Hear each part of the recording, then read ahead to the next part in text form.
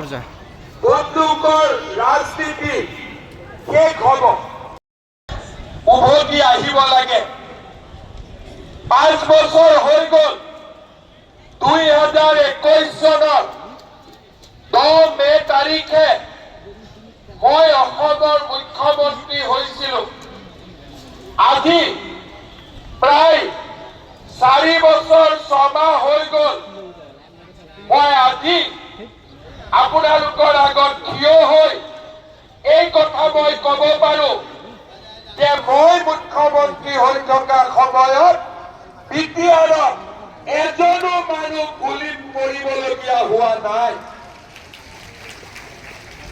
এটাও বোমা বিস্ফোৰণ হোৱা নাই কংগ্ৰেছৰ দিনত যি সাম্প্ৰদায়িক সংঘৰ্ষ গোষ্ঠীগত সংঘৰ্ষ আজি এটাও কোনো বেয়া ঘটনা সংঘটিত হোৱা নাই যিমানবিলাক মানুহৰ হাতত AK-47 আছিলে বন্দুক আছিলে পিস্তল আছিলে সকলো মূল খুঁটিলৈ উভতি আহিল আৰু মানুহৰ হাতত থকা বন্দুকবিলাক চৰকাৰৰ হাতত উভতি আহিল আজি বিটিআৰ নিৰাপদ ইয়াত আজি ৰাইজে শান্তিত বাস কৰে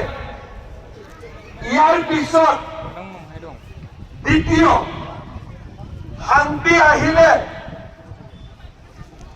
বিটিআৰত এতিয়া আন্দোলনো নাই আৰু সকলো ৰাইজে চৰকাৰক বিশ্বাস কৰে আজি বিটিআৰত সম্পূৰ্ণ শান্তিৰ এক নতুন পৰিৱেশ সৃষ্টি হৈছে আগতে বিটিআৰত ইলেকশ্যন কেনেকে হৈছিলে মটৰচাইকেলত আহিব বন্দুক থাকিব ৰাইজক ক'ব যে অমুক জায়গাত ভোট দিব লাগিব ৰাইজে ভোট দি দিয়ে কাৰণ জীৱনটোতো ডাঙৰ কিন্তু আজি বিটিআৰত কোনেও বন্দুক লৈ ভোট নোখোজে ৰাইজক নমস্কাৰ কৰি এতিয়া ভোট খোজে হয়নে নহয় এইবাৰ কেণ্ডিডেট বিলাকে আপোনালোকক নমস্কাৰ কৰি ভোট খুজি আছে নে নাই এতিয়া বন্দুক বিস্ফোৰণ বিটিআৰত বন্দুক নাই বন্দুক লোৱা মানুহে এতিয়া নমস্কাৰ কৰিব শিকিছে এতিয়া মই আগৰ যিবিলাক উগ্ৰপন্থী লোক আছিলে মই লগ পাওঁ মোক কয় দাদা এইবাৰ ইলেকশ্যন উঠিম কেনেকে ইলেকশ্যন উঠিবা কোনে ভোট দিব বাবা বোলে নাই মই ৰাইজৰ কাম কৰি আছো ৰাইজে মোক ভাল পায় তাৰমানে বন্দুক লোৱা মানুহে এতিয়া ৰাইজৰ কাম কৰে ভোট পাবৰ কাৰণে হয়নে নহয় এই পৰিৱেশ কোনে আনিলে যদি দিল্লীত বিজেপি নাথাকিলেহেঁতেন দিছপুৰত বিজেপি নাথাকিলেহেঁতেন বড়োলেণ্ডত বিটিআৰত বন্দুক কেতিয়াও চৰকাৰৰ হাতত জমা নহলহেঁতেন কেতিয়াও জমা নহলহেঁতেন বিটিআৰত তেজৰ ফাকুৱা বন্ধ নহলহেঁতেন 4,000 লোকৰ মৃত্যু হৈছিল 4,000 আৰু যোৱা 5 বছৰত এজন মানুহৰো মৃত্যু হোৱা নাই এয়া হল পাৰ্থক্য শান্তি আহিলে গণতন্ত্ৰ আহিলে কিন্তু ৰাইজৰ মনত আনন্দও আহিব লাগিব শান্তি আহিলে ইলেকশ্যন হৈছে আমি কৈছো যে ৰাস্তা বনাই দিম, দলং বনাই দিম, স্কুল বনাই দিম, অৰুণোদয় দিম, ঘৰ দিম, চাকৰি দিম। ৰাইজে ভোট দিছে, কিন্তু পিছত কামবিলাক হোৱা নাই। ৰাইজৰ মনত দুখ আকৌ আহিলে। বোলে 2003 চনৰ আগত যিসকল লোক ইয়াত আছিলে তেওঁলোকে মাটিৰ অধিকাৰ পাব। বিটিআৰৰ চুক্তিত লিখা আছে, কিন্তু SDCৰ অফিচত গ'লে 47ৰ কাগজ সোধে, 2 চনৰ কাগজ নুসুধে, 1ৰ কাগজ নুসুধে, একেবাৰে ভাৰত স্বাধীন হোৱাৰ কাগজ সোধে। কোনে পাব কাগজ? ক'ৰ পৰা কাগজ পাম? 47ৰ চুক্তিততো 2003 হে লিখা আছিলে, 47টো ক'ৰ পৰা আহিলে? উত্তৰ কোনেও নিদিয়ে, কাৰণ উত্তৰ দিব ভয় কৰে। কিন্তু বিজেপিৰ কোনো ভয় নাই, কাৰণ আমি সকলোকে সমান দৃষ্টিভংগীৰে চাওঁ। আমাৰ কাৰণে সকলো সমান।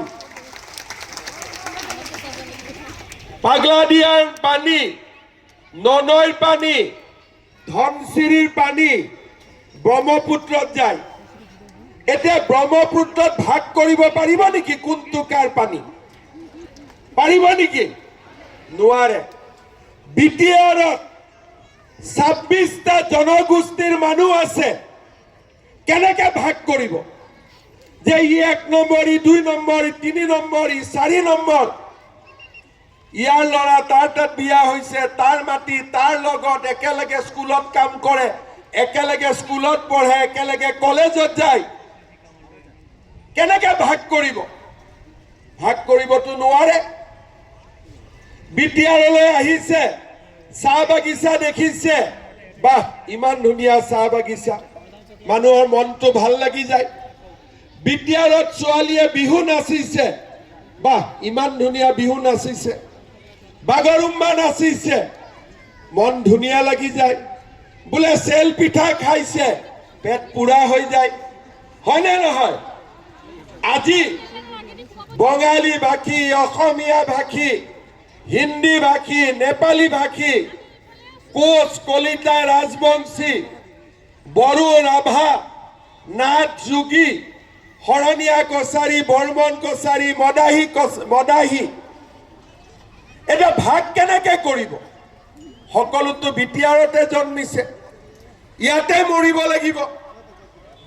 সেইকাৰণে মই সকলোকে এটা কথা কৈছো যে এইবাৰ আমাৰ দায়িত্ব হ'ব বিটিআৰত যাতে কোনো দ্বিতীয় শ্ৰেণীৰ নাগৰিক নাথাকে, সকলো প্ৰথম শ্ৰেণীৰ নাগৰিক হ'ব পাৰে। ব্ৰহ্মপুত্ৰৰ পানী ভাগ কৰিব নোৱাৰি, আৰু বিটিআৰৰ ৰাইজৰ মাজতো ভাগ কৰিব নোৱাৰি। বিটিআৰৰ ৰাইজক ভাগ কৰিব নোৱাৰি। এখন সমাজ আমি নিৰ্মাণ কৰিব লাগিব। এটা দিন আহিব, আজিৰ দিনতো 550খন গাঁৱে মোক লিখিছে যে আমি বিটিআৰত থাকিব নোখোজো।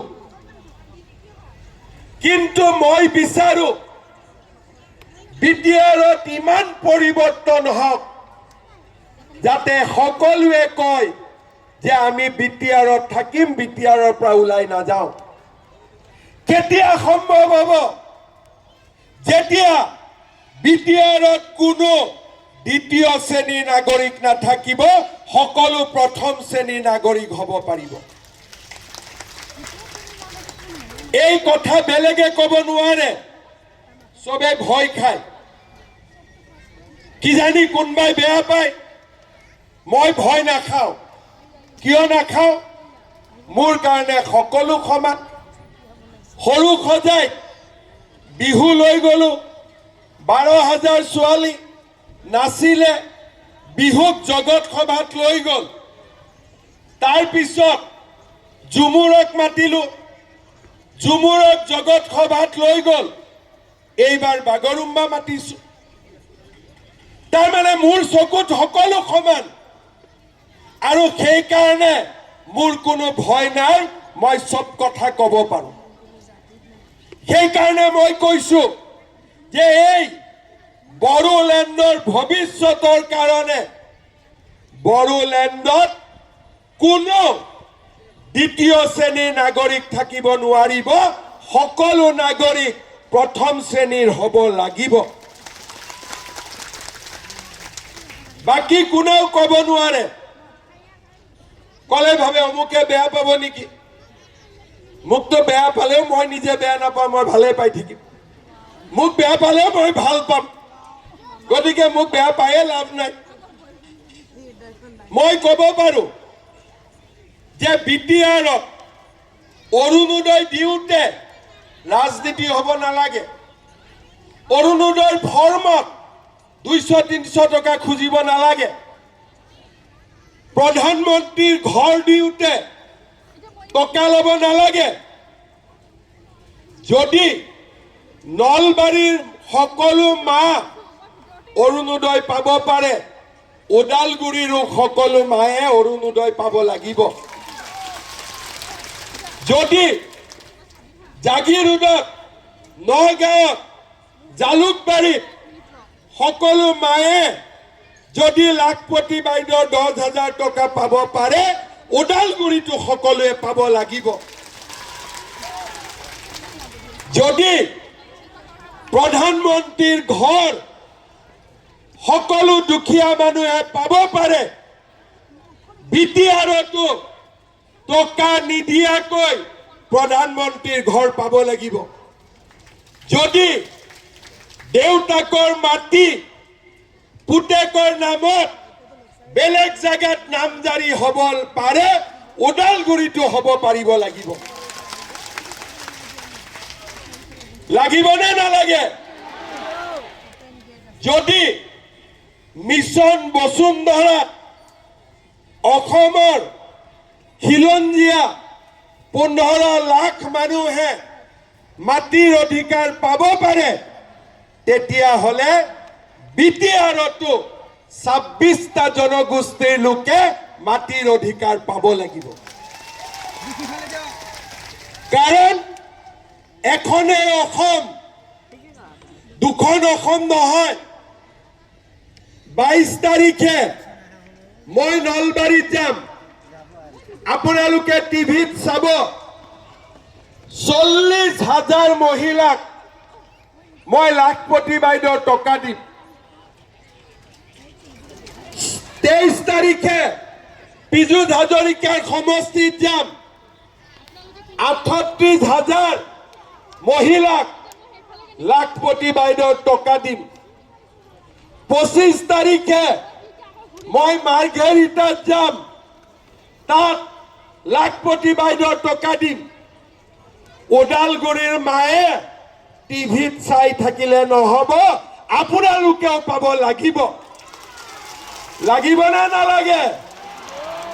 লাগিবনে নালাগে?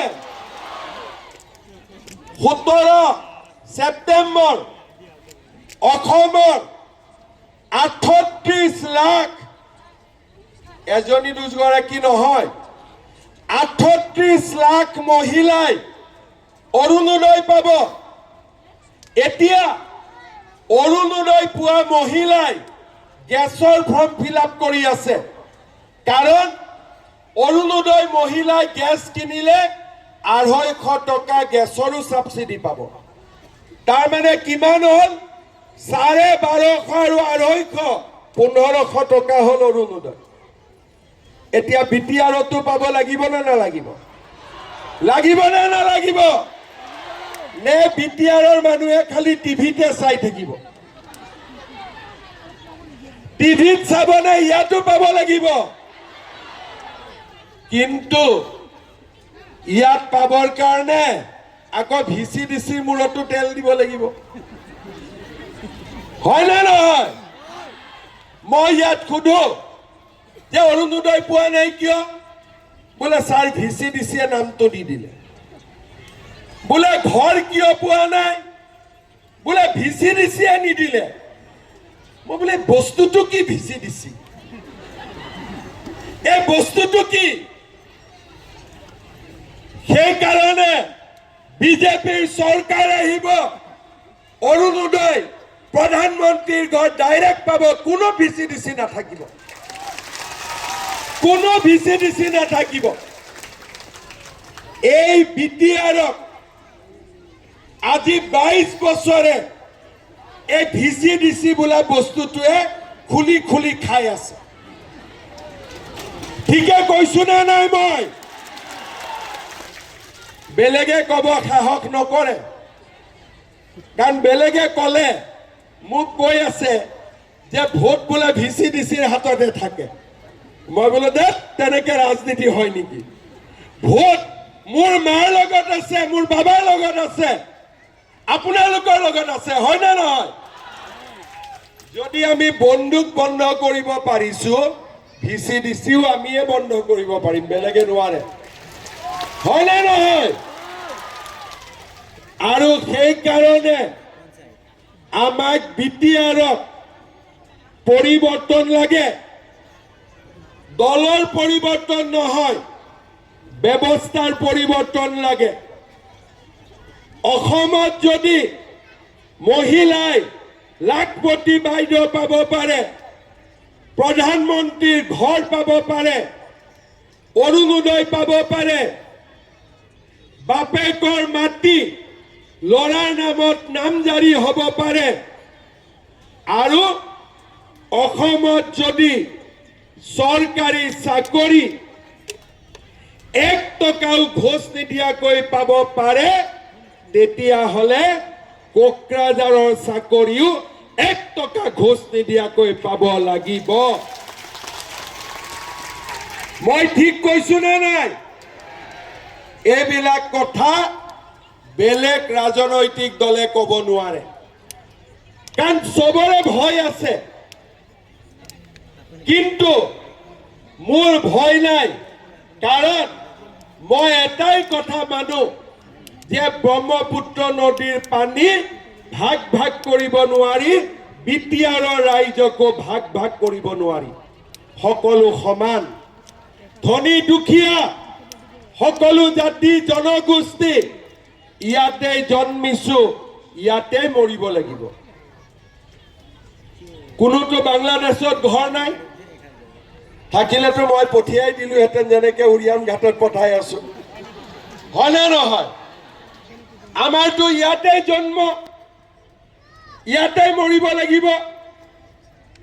আৰু সেইকাৰণে 26টা জনগোষ্ঠীৰ মাজত আমি একতাৰ পৰিৱেশ আনিব লাগিব। ইয়াতে মই সুধিছিলো ভৈৰৱকুণ্ড ধনচিৰিত কোন থাকে? অসমীয়া ভাষী, বড়ো, আদিবাসী, নেপালী, বেংগলী, হিন্দী ভাষী, মুছলিম, আৰু ভৈৰৱকুণ্ডত সুধিছিলো কোন থাকে? আমাৰ ভৈৰৱকুণ্ডতো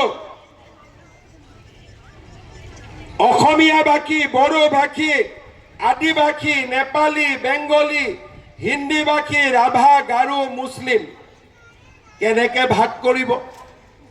সকলো একে, সকলোৱে সুবিধা পাব লাগিব, সকলোৱে আগবাঢ়ি যাব লাগিব। ভোটৰ সময়ততো ভাগ নকৰে, চবৰে ভোটটো এটা, ভোটৰ সময়ত চবকে ভোট লাগে, আৰু ভোটৰ পিছত ভোট দিলে কাম নহব, VCDCৰ মূৰত মিঠাতেল ঢালিব লাগে, নহলে কাম নাই, নহলে আঁচনিও নাই। ইলেকশন হৈ গল, ৰিজাল্ট দিলে 1 মাহতে কোনবা কোনবা VCDC হৈ গল। এটা দৌৰি থাকক VCDCৰ পিছত। সিহঁতে কয় আমাকতো ভোট দিয়া নাই, যাক ভোট দিছ তাৰ কাষত যা। আমাক যদি কিবা লাগে আমাৰ মূৰত তেল মাৰিব লাগিব, যেতিয়া মানুহৰ শনি গ্ৰহ বেয়া থাকে হনুমানৰ মূৰ্তিত মিঠাতেল ঢালে শনিবাৰ আৰু মঙলবাৰে আমাৰ ইয়াতো অৰুণোদয় পাব প্ৰধানমন্ত্ৰীৰ ঘৰ পাব ভিচিডিচি মূৰত মিঠাতেল মাৰিব লাগিব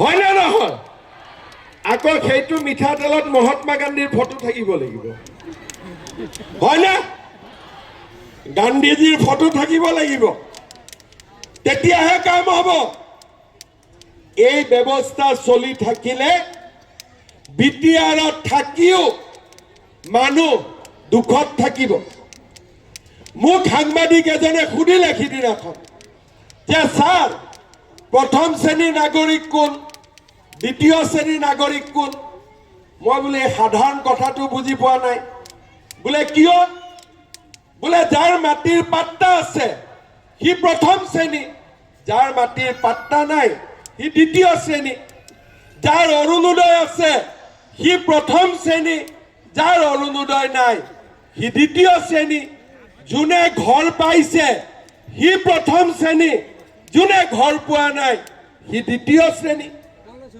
ঠিকে কৈছো নে নাই এতিয়া যদি সকলোৱে অৰুণোদয় পায় মাটিৰ অধিকাৰ পায় টকা নিদিয়াকৈ চাকৰি পায় প্ৰধানমন্ত্ৰী ঘৰ পায় সকলো প্ৰথম শ্ৰেণী আৰু এই কাম কোনে কৰিব পাৰিব অকল বিজেপি দলে কৰিব পাৰিব আৰু কোনেও কৰিব নোৱাৰে কাৰণ বিজেপিৰ মনত কাৰো প্ৰতি ঘৃণা নাই বিজেপিয়ে সকলোকে সমান চকুৰে চায় আৰু সেই কাৰণে মই আপোনালোকৰ আগত থিয় হৈ মোৰ কব সাহস আছে যে মোক ভিচিডিচিৰ ভোট নালাগে মোক ৰাইজৰ ভোট লাগে মোক ৰাইজৰ ভোট লাগে কোনবাই কয় ছাৰ দুই এটা ভিচিডিচিত বিজেপিও আছে মই বোলে সেইকেইটাৰো ভোট মোক নালাগে যোনে গণ্ডগোল কৰে তাক নালাগে কাৰণ মোদী ডাঙৰীয়ে দিয়া টকা দিছপুৰে দিয়া টকা ডাইৰেক্টলি দুখীয়া ৰাইজে পাব লাগিব সেইটোৱে হৈছে ৰাজনীতি বেলেগ ৰাজনীতি কৰি লাভ নাই বেলেগ ৰাজনীতি ময়ো কৰিব পাৰো বোলে তুমি দুটা মই দুটা পিঠাখন ভাগ কৰি খাব বৰ ভাল কোনবাই অলপ বেছি পাব কোনবাই অলপ কম পাব কিন্তু পিঠাখন আমি খাই লাভ নাই পিঠাখন ৰাইজে খাব পাব লাগিব আমি খালে কি হ'ব দুখীয়া ৰাইজক যাক দৰকাৰ আছে যাৰ ঘৰত টিং নাই তাক ঘৰ লাগে আমাক ঘৰ নালাগে এই কথা আমি ৰাজনীতি কৰা মানুহসকলে বুজি পাব লাগিব আৰু সেই কাৰণে মই আৰু আমাৰ দলে সিদ্ধান্ত লৈছে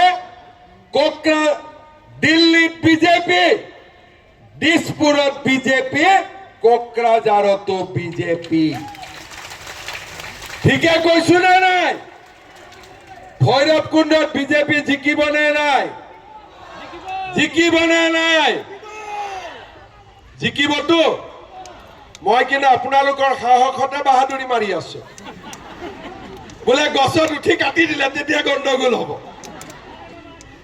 হা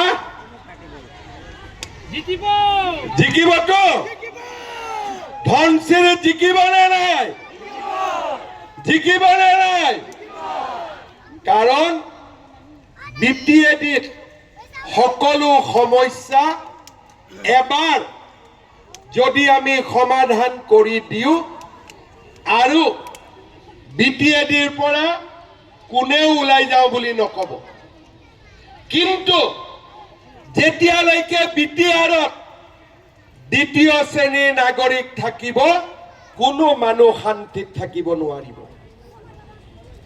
সেই কাৰণে বিটিআৰৰ মংগলৰ কাৰণে বিটিআৰত সকলো দিশত আগুৱাই লৈ যাবলৈ আমাক বিজেপিৰ চৰকাৰ লাগিব। কংগ্ৰেছৰ নেতা এজনে কৈছিলে যে আমাৰ দিনত আমি দিছপুৰত থাকিছিলোঁ আৰু কোকৰাঝাৰত আমি একো নাচাইছিলোঁ। তেতিয়া মই এটাই কথা মনত ভাবিছিলোঁ যে অসমৰ মুখ্যমন্ত্ৰীক বিটিআৰৰ মানুহে ভোট দিয়ে নে নিদিয়ে? বিধানসভাত আপোনালোকে ভোট দিয়ে নে নিদিয়ে? যদি মুখ্যমন্ত্ৰীজন বাহিৰে বাহিৰে থাকে সমস্যাৰ সমাধান হ'ব নেকি? আৰু সেই কাৰণে যোৱা 5 বছৰত মই 212তকৈও বেছি বিটিআৰলৈ আহিছোঁ। কাৰণ যেনেকে দিছপুৰৰ মই মুখ্যমন্ত্ৰী, যোৰহাটৰ মই মুখ্যমন্ত্ৰী, ডিব্ৰুগড়ৰ মই মুখ্যমন্ত্ৰী, মই ওদালগুৰি আৰু কোকৰাঝাৰৰো মই মুখ্যমন্ত্ৰী। আমি দায়িত্ব পালন কৰিব জানো। আমি ৰাইজৰ হৃদয়ৰ দুখ আৰু কষ্ট আমি অনুভৱ কৰিব পাৰো। আৰু তাৰ কাৰণে মোদী ডাঙৰীয়াই ৰাইজক বিনা পইচাত চাউল দিয়ে, 5 লাখ টকাৰ চিকিৎসা সাহায্য দিয়ে, ঘৰ দিয়ে, কৃষক সন্মান নিধি দিয়ে, আমি অৰুণোদয় দিওঁ, নিযুত মইনা দিওঁ, 2 লাখ ল'ৰাক চাকৰি দিওঁ, 2 লাখ ল'ৰাক ব্যৱসায় কৰিবৰ কাৰণে পুঁজি দিওঁ, লাখপতি বাইদেউ দিওঁ, অসম মালাৰ ৰাস্তা বনাওঁ। এটা দিন আমি জিৰণি নলওঁ। প্ৰতিটো পল, প্ৰতিটো ক্ষণ আমি ৰাইজৰ কাৰণে কাম কৰোঁ। আৰু তাৰ কাৰণে আজি বিটিআৰৰ গোটেই বন্দুক আমাৰ হাতত। কোনোবাই বন্দুক মাৰিব খুজিলেও ঘৰত বন্দুক নাই, গাঁতৰ তলত থকা কেইটা উলিয়াই লৈ গৈছে। কিয়? অসমৰ মুখ্যমন্ত্ৰী হিচাপে ৰাইজক নিৰাপত্তা দিয়া আমাৰ দায়িত্ব। সেই দায়িত্ব মই পালন কৰিছো।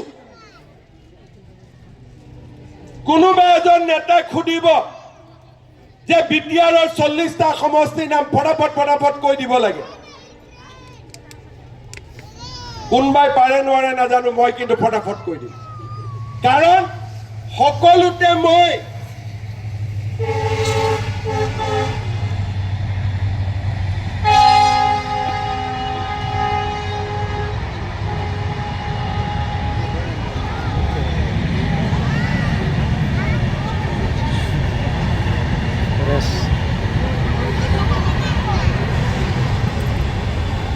ইয়াত এখন ফ্লাইঅভাৰ লাগে, লাগে নে নালাগে? সকলো সমষ্টিতে যোৱা 5 বছৰত মই গৈছো, য'ত যেনেকে পাৰো ৰাইজৰ কাম কৰিছো। কিন্তু কোকৰাঝাৰত আমাৰ চৰকাৰ নাছিলে। 9খন সিটত আমি জিকিছিলো। যোৱাবাৰ ভৈৰৱকুণ্ডত আমি অকণমান ভোটত, যোৱাবাৰ আমি ভৈৰৱকুণ্ডত 1000 ভোটত আমি হাৰি গৈছিলো। তেনেকে 9টামান সমষ্টিত আমি 1000 মান ভোটত হাৰি গৈছিলো।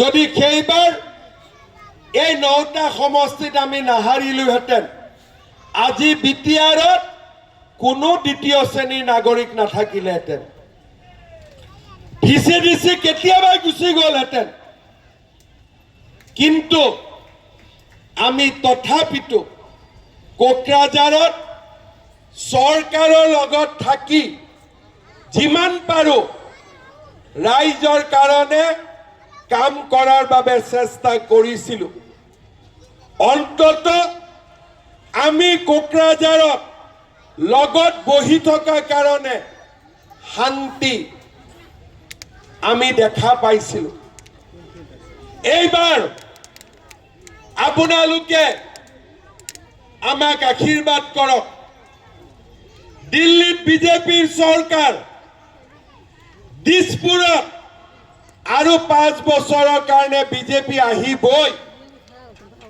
মাত্ৰ কোকৰাঝাৰতো আমি আহিব লাগে চৰকাৰত আমাৰ শক্তিশালী ভূমিকা থাকিব লাগে বিটিআৰৰ সমস্যা আমি সমাধান কৰিব লাগে সম অধিকাৰ সম উন্নয়ন সম বিকাশ এই বিটিআৰ আমাৰ প্ৰতিজ্ঞা সম উন্নয়ন সম বিকাশ এইখনে আমাৰ সপোনৰ বিটিআৰ শ্ৰদ্ধাৰ ৰাইজ আপোনালোকে আমাক আশীৰ্বাদ কৰক আমি কাৰো বিৰুদ্ধে নাই বিজেপি ইউপিপিএলৰ মিটিং আমি বিৰোধিতা নকৰো বিপিএফ আমি বিৰোধিতা নকৰো আমি কাৰো বিৰুদ্ধে নাই মাত্ৰ এইবাৰ ৰাইজে পদুম ফুলৰ ছবিত ভোট দিব দিবনে নিদিব পিছফালে দিবনে নিদিব বঢ়িয়া শ্ৰদ্ধাৰ ৰাইজ আমাৰ ৰাইজে মোক কেইটামান দাবী দিছে ওদালগুৰিৰ চহৰৰ পানী যোগান আঁচনিটো ৰিপেয়াৰ আৰু আপগ্ৰেডেশ্যন কৰিব লাগে যাতে ৰাইজে সুন্দৰ কৰি খোৱা পানী পাব পাৰে লাগে নালাগে ৰাইজে কৈছে ওদালগুৰি হায়াৰ ছেকেণ্ডাৰী বিল্ডিং ধুনীয়াকৈ বনাই দিব লাগে কৰামুৰি বংগুৰুম মাজুলী এই অঞ্চলবিলাকত হাতী মানুহৰ সংঘাত সমাধান কৰিব লাগে ওদালগুৰিত এখন জিএনএম আৰু এএনএম ট্ৰেইনিং চেণ্টাৰ কৰিব লাগে ওদালগুৰিত এখন কেন্সাৰৰ হস্পিটাল কৰিব লাগে ওদালগুৰিত খেলাৰ সুবিধা বঢ়াব লাগে ওদালগুৰিত যেহেতু ইয়াত আমাৰ ড্ৰেগন ফ্ৰুট আৰু আন বহুত ফ্ৰুট হয় ফুড প্ৰসেসিং সেন্টাৰ বনাব লাগে দৈফাং নদীৰ ওপৰত পাটিবাৰী আৰু ভেৰগাঁও কানেক্ট কৰি এখন ধুনীয়া দলং বনাব লাগে আমাৰ বাটাবাৰী গাঁৱত কালচাৰ সেন্টাৰ আৰ্ট কালচাৰ জনতা এমই স্কুল হাই স্কুল কৰিব লাগে পিএমৱাই ঘৰ পাব লাগে আৰু অৰুণোদয় যিসকল মহিলা বাদ পৰি গৈছে বেছিকৈ অৰুণোদয় দি হলেও সকলো মহিলাক অৰুণোদয় আঁচনি দিব লাগে ভৈৰৱকুণ্ডত তুৰি ঝাপ কৰিব লাগে বৰিগাঁৱত গৰাখহনীয়া ৰোধ কৰিব লাগে এইখিনি কামটো 3 মাহতে হৈ যাব হয় না নহয় আৰু ডাঙৰ কাম কৰিব লাগিব আমাৰ বিটিআৰৰ চুকে কোণে ৰাইজৰ যিমান সমস্যা আছে এটা এটাকৈ লিষ্ট বনাই অহা 5 বছৰ যিমান পাৰো দিল্লী দিছপুৰৰ পৰা টকা আনি আমি বিটিআৰক নতুন দিগন্তলৈ লৈ যাব লাগে। শ্ৰদ্ধা ৰাইজ, আপোনালোকে আশীৰ্বাদ কৰিব। বিজেপিয়ে আপোনালোকৰ আশীৰ্বাদত ইলেকশ্যনত প্ৰতিদ্বন্দ্বিতা কৰিব। ছেপ্টেম্বৰ মাহত মই আকৌ আপোনালোকৰ মাজত আহিম। তেতিয়ালৈকে কেণ্ডিডেটো হ'ব, ইলেকশ্যনৰ পৰিৱেশো হ'ব। আজিয়ে যিমান মানুহ আমাৰ পৰিয়ালকেইটাই ভোট দি দিলে আমি জিকি যাম, হয়নে নহয়? মই তাকে ভাষণ দি থাকোঁতে গন্তি কৰি আছো, এজনৰ পৰিয়ালততো 4টাকৈ ভোট আছে। আমাৰ উপস্থিত মানুহখিনি 4 দি পূৰণ কৰিলে দেখোন আমি জিকিয়ে গলো। ঠিকে কৈছো নে নাই? আৰুতো আহিব নোৱাৰা মানুহ আছেই। যোৱাবাৰ 1000ত হাৰিছিলো, এইবাৰ 5000ত ভৈৰৱ কুণ্ড আমি জিকিব লাগিব, হয়নে নহয়? আৰু ধনশিৰো আমি জিকিব লাগিব। জিকিম নে নাই? আৰু 1 মাহ আপোনালোকে কষ্ট কৰক, পিছৰ 5 বছৰ মই কষ্ট কৰিম, হ'ব? 1 মাহ আপোনালোকে কষ্ট কৰিব, পিছৰ 5 বছৰ কষ্ট কৰাৰ কাম মোৰ। যেনেকে আজি আপোনালোকে দেখিছে, কোনে ভাবিছিলে যে তেজপুৰতো মেডিকেল হ'ব, মঙলদৈতো মেডিকেল হ'ব, আকৌ আগতকৈ এইমছ হ'ব, আকৌ নলবাৰীতো মেডিকেল হ'ব। লিষ্টত দিয়া নাই, কিন্তু আপোনালোকক মই কৈ থৈ গৈছো যে মই ওদালগুৰিতো এখন মেডিকেল কলেজ কৰিম। মোৰ এইটো এজেণ্ডাত আছে। আমাৰ তামুলপুৰত মেডিকেল হ'ব, কোনে চিন্তা কৰিছে? তামুলপুৰটো বাক্সা জিলাৰ সৰু জেগা এটা আছিল। পাগলাদিয়াত দুখন দলং, তামুলপুৰত মেডিকেল। ওদালগুৰি ভূটানৰ সীমান্তত বহুত পানী আছে, খোৱা পানীৰ সমস্যা হ'ব নালাগে। পৰ্যটনৰ বহুত সম্ভাৱনা আছে। ইয়াৰ ৰাইজে কষ্ট কৰি খেতি কৰে, হৰ্টিকালচাৰ, আৰু আমাৰ যুৱক যুৱতী সকলো আগবঢ়া। মাত্ৰ এখন আমাক নিজৰ চৰকাৰ লাগে। 5টা বছৰত আমি ওদালগুৰি জীৱনলৈ অভূতপূৰ্ব পৰিৱৰ্তন আনিব পাৰিম। দিল্লীত বিজেপি, দিছপুৰত বিজেপি আৰু কোকৰাঝাৰত বিজেপি। পৰিৱেশ পৰিৱৰ্তন হ'ব। আমি এখন নতুন অসম, নতুন বিটিআৰ নিৰ্মাণ কৰিম। আকৌ এবাৰ কৈছো, ব্ৰহ্মপুত্ৰ নদীত গৈ বিজেপিয়ে পুঠিমাৰীৰ পানী নিবিচাৰে, ধনশিৰিৰ পানী নিবিচাৰে, পাগলাদিয়াত গৈ পাগলাদিয়াৰ পানী নিবিচাৰে।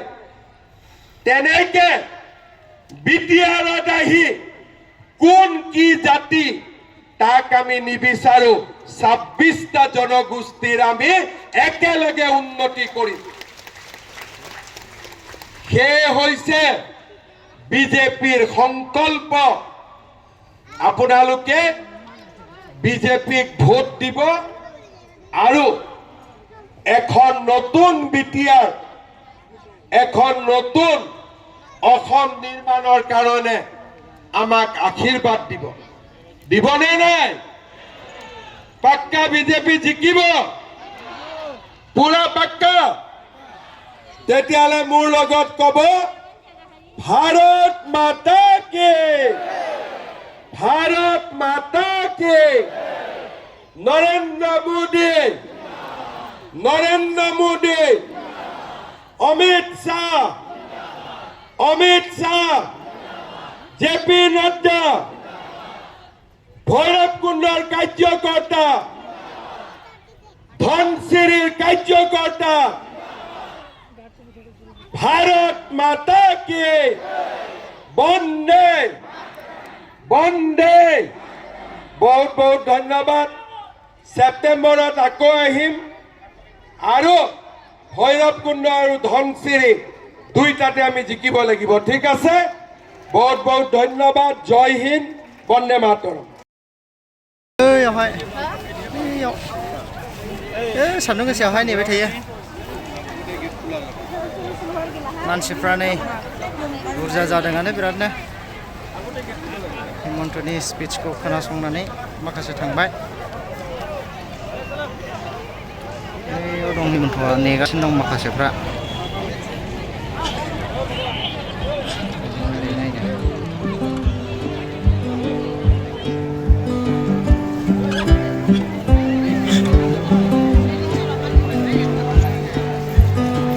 मामाखौ नायनो खारलायलायथारदों मानसिफ्रा